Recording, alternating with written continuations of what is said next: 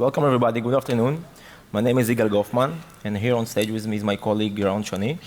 We both came from Israel. We work at a small startup called XM Cyber. We do automated security testing with a focus on adversary simulation.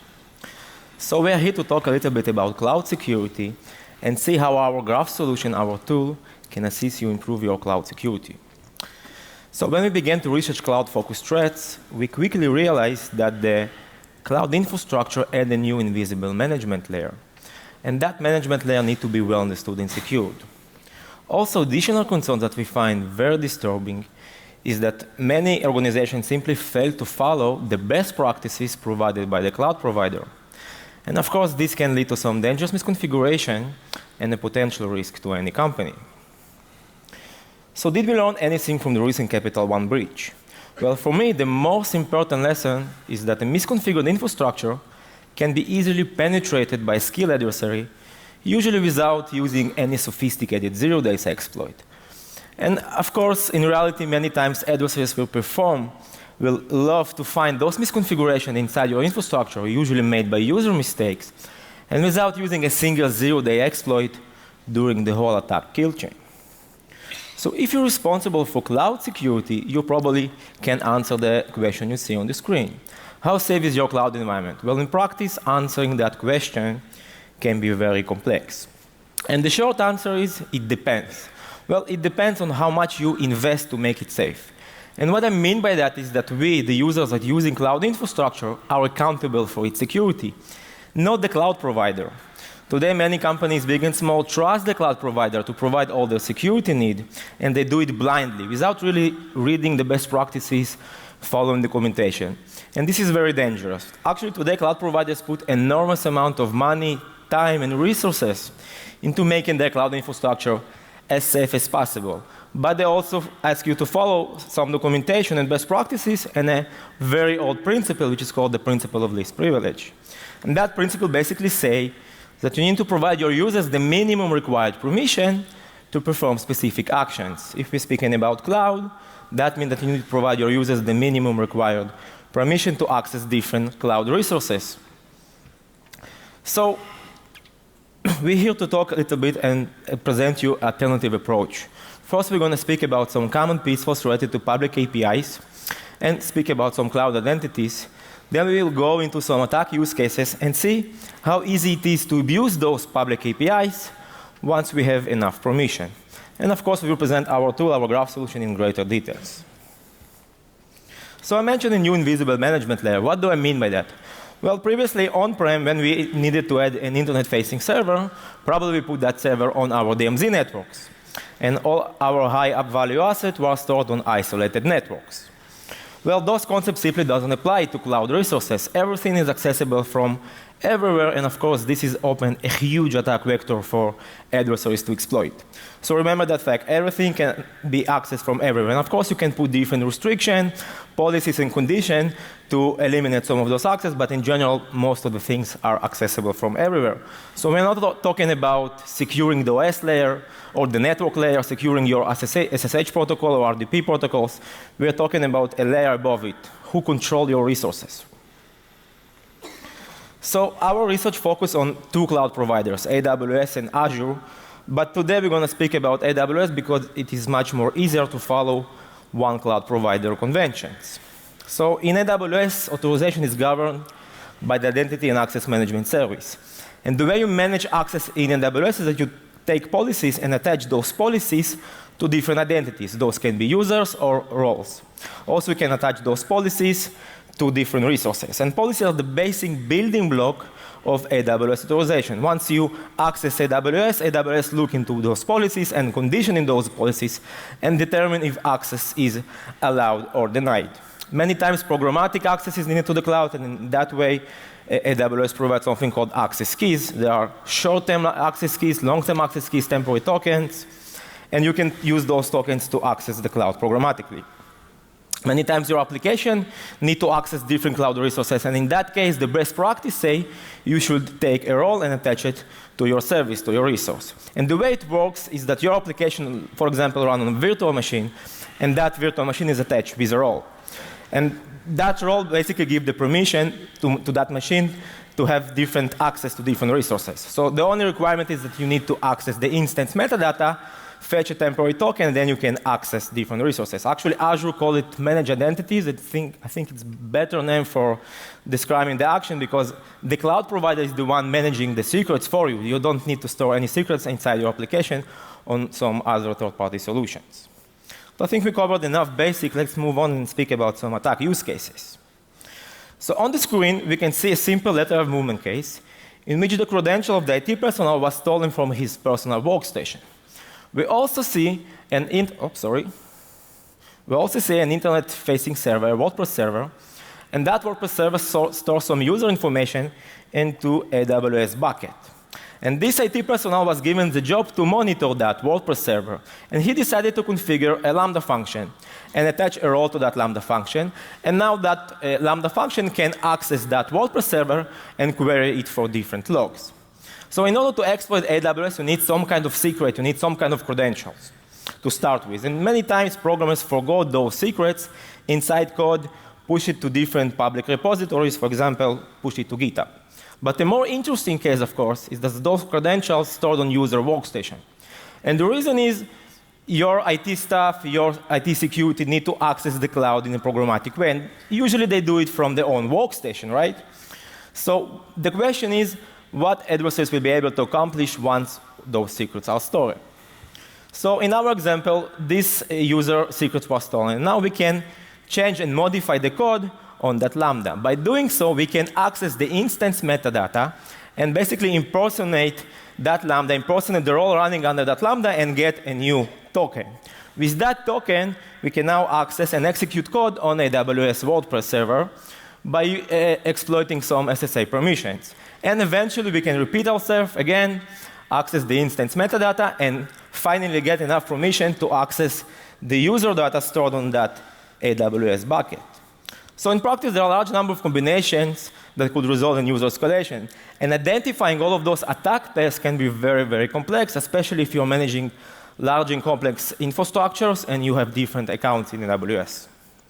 And you probably say, well, this is a very abstract scenario, right? I have different security control in place. I have different monitoring tools. Well, that's true. But in fact, many times when you provide your users permission to manage virtual machine, you also provide them the necessary permission to manage those VPCs, for example. And VPC is virtual private network, but actually VPC it's not a security boundary. It's just let's say something that gathers different AWS resources. It shouldn't never consider a security boundary, because if I have enough permission, I can change, I can modify the VPC configuration. So in our example, we simply added a new resource, an ad gateway, and that of course allows us to infiltrate and extract that information from that VPC. So we suggest a bit alternative approach to securing your cloud infrastructure. Our approach uses graph to illustrate the most severe issues you have in your environment. And the use of graphs allows us to calculate risk based on real configuration metadata. What we did in our tool, we basically approach public APIs, push a bunch of data that's related to your configuration, and put it into a graph database. Then we calculate all the basic relationship between entities and resources for it. And after it, we added something, an additional layer, abstraction layer. And that abstraction layer basically aggregates those basic permissions into something we call attack connection or attack flows. So each attack connection represents different permission and some action that adversaries can perform. For example, executing code. So our solution is a predictive solution. It's not a preventive solution. I want to emphasize that last point.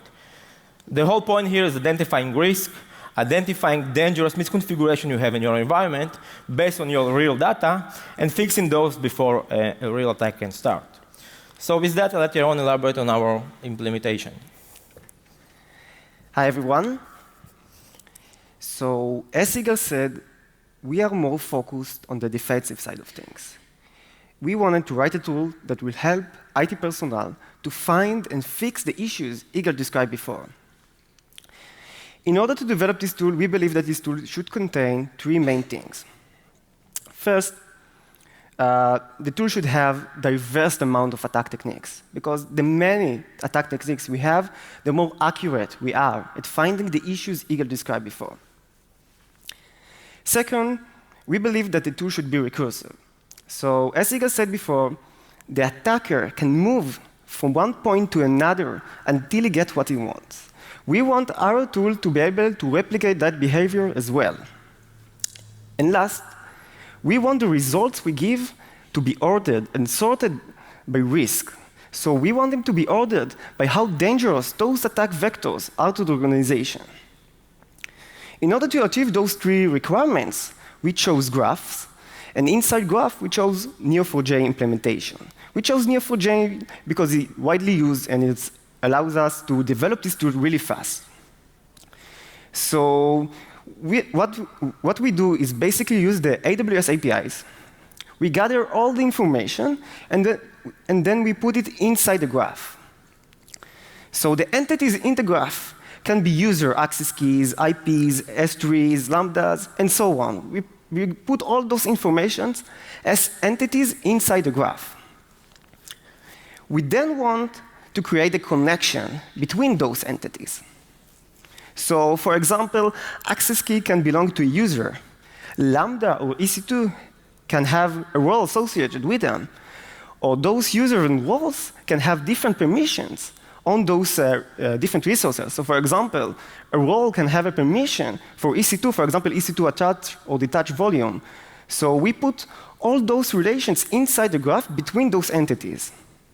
This is the first layer of relations that we have in the graph. Those are the raw. We call it in the tool, you will see it in the presentation, we call it system connections. Those are the raw connections between the entities, and this is the first layer of connections. But those connections on its own doesn't really help us, because those are not representing attacks. We want to aggregate those permissions and those connections into the attacks themselves. So we implemented some of the popular attacks. So for example, changing the storage of EC2 or using SSM in order to run command on EC2, changing the Lambda code, and so on. We have those diverse amount of attack techniques inside the tool itself. Now I want to show you how it really looks.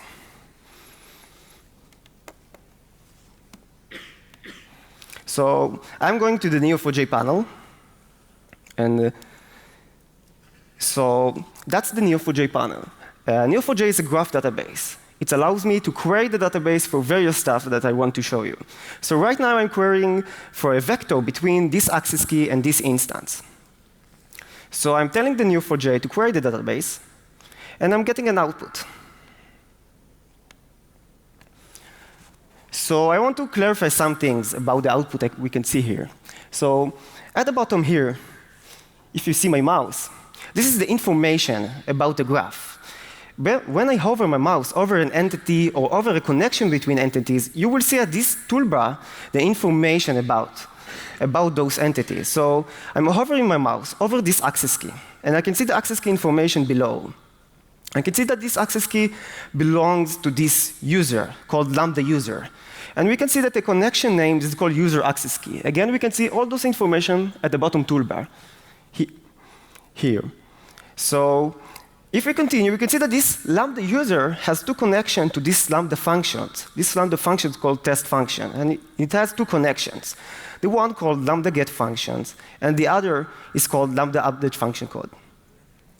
Then we can see that this Lambda is associated with this role called Lambda powerful, using Lambda function roles. So this role is basically associated with this Lambda.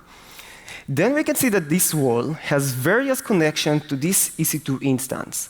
And we can see those various connections, for example, SSM send command permissions, EC2 describe instances, and so on. We have all those different connections. Those specifically are permissions that this role has on this instance. So as I said before, this on its own doesn't really help us, because this is only logical connection between the entities. We want to create the attacks over those entities.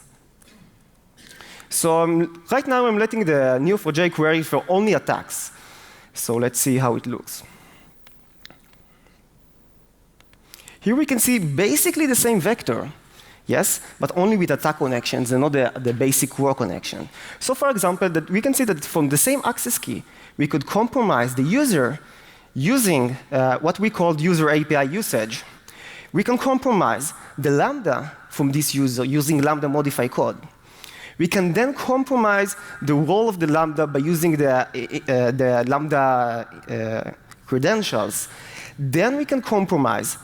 Then we can see an interesting thing. We can compromise from this Lambda powerful. We can compromise the EC2 instance by using those two different attacks. So we can use EC2 storage modifier, so we can change the storage of the EC2, or we can use SSM. And we have those two happening.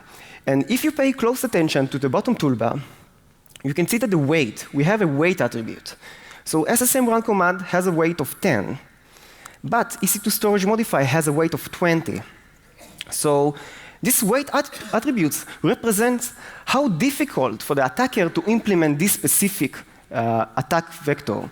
So this attribute is really interesting because then we can sort the vectors based on how difficult and how easy is to implement from the attacker side of view. So we want to fix the easy vectors first and only then go to the most difficult vectors for the attacker to implement.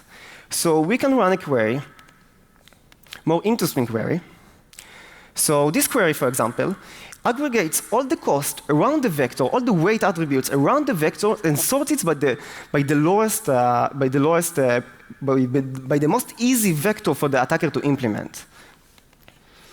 So here we can see basically the same vector, but we can see that the Neo4j chose SSM run commands because the weight is cheaper. So it's more easy for the attacker to implement, and then we need to fix it first. We can also tell the query, for example, to skip the most easiest vector that is happening in this graph and skip to the next one, the next easiest one. So we can run the query and see, again at the bottom toolbar, we can see that it shows the EC2 storage modifier with a more difficult weight because we told the query to skip one. So that's about the graph itself. Imagine having your entire cloud network on this graph represented with a tax vector, and you can query for how the attacker would behave in this network. You can run graph algorithms like shortest path, or maybe even PageRank in order to find the choke points inside those attack chains. And you can do whatever you want with this graph. And I want to go back to the presentation, and I want to talk about future work.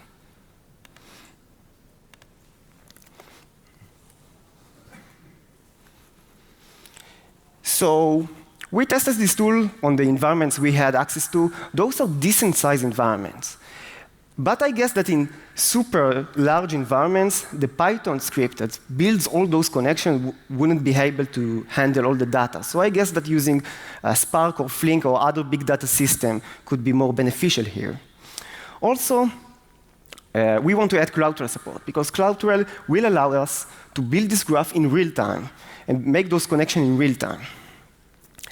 Regarding the simulation API, I did not mention it before, but we use AWS simulation APIs in order to calculate all the permission between the various resources. And those APIs has its own drawbacks. So we want to reduce the usage of them. And last, ease of use. So we want this tool to be easy to use. Right now, you saw me.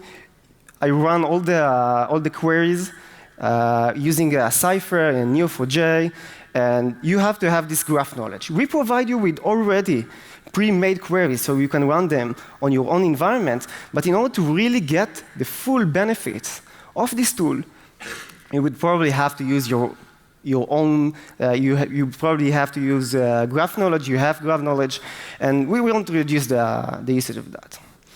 We have the link for the tool here. If you want to use it, you can run it on your own environment.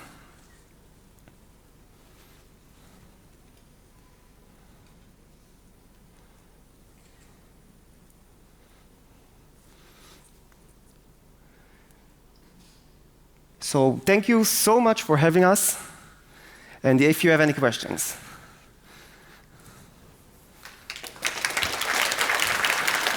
יצרנו 5 דקות לפני, לא?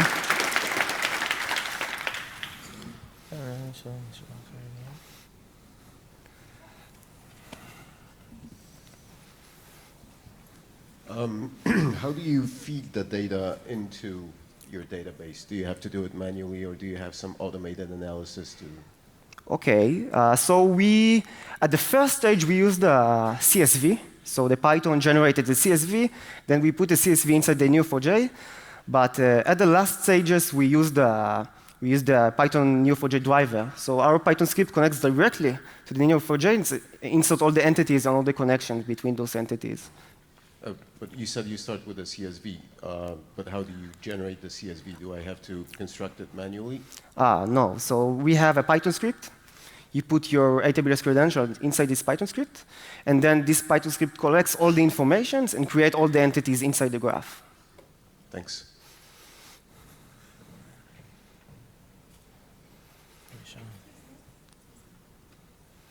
Hi, how do you do your weighting? Well, we have some offensive background. So during our research, we categorize different attacks, and we give it a weight. But it's something that we did by our own. So, of course, you can add your own methods if you want.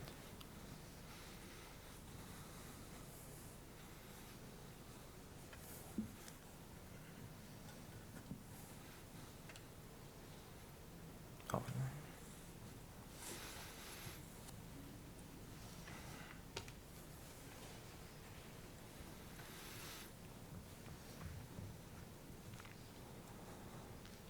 Hi. First of all, I'd like to mention that your tool reminds me a lot of Bloodhound AD. That's right. Do you have plans to make it somewhat similar to it? And you also mentioned ease of use, because Bloodhound has all those queries pre-programmed in it. And secondly, do you also plan to implement other cloud providers into it? Well, yes, we plan to add the Azure support, because it's the same concept, but a bit different naming. Regarding ease of use, yes, we would like to embed those queries inside the tool. All right, nice, thank you.